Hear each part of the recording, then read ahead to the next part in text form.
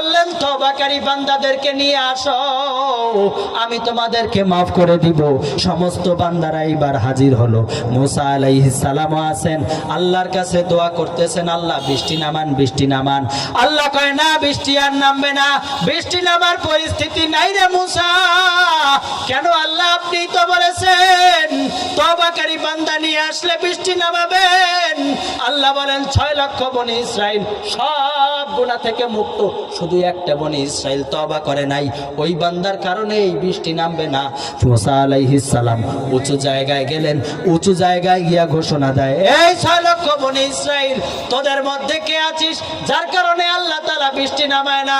বের হয়ে যায় এই ময়দান থেকে। তোর কারণে 6 লক্ষ বনি ইসরাইল কষ্ট পায়, এমন কেন করতেছিস? তোর কারণে এই শত শত মানুষ কষ্ট পাইতেছে, তুই বের হয়ে চলে যা। ওই বান্দা ওইখানে বসেই আছে, কেউ বের হয় না। সাথে সাথে বৃষ্টি।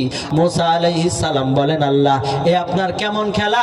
আপনি তো বললেন বৃষ্টি নামাইবেন না, তাহলে আবার বৃষ্টি নামাচ্ছেন। মুসা আলাইহিস সালাম বলেন, ও আল্লাহ বৃষ্টি তো নামাইবেন না, কেন বৃষ্টি নামাইলেন আল্লাহ?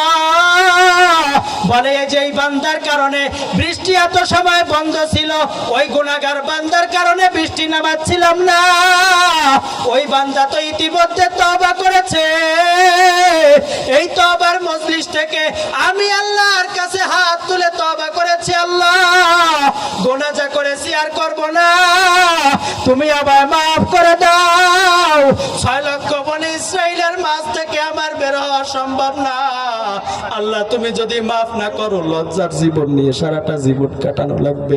ও আল্লাহ তুমি আমাকে মাফ করে দাও। এই বড় মজলিস থেকে কেমনে বের হব? তুমি যদি মাফ না করো, আমার আর কোনো রাস্তা নাই। আল্লাহ বললেন, মুসা রে, ওই বান্দা তো ময়দানে বসেই আমার কাছে তওবা করেছে, আমি কেমনে পারি তাকে মাফ না করতে?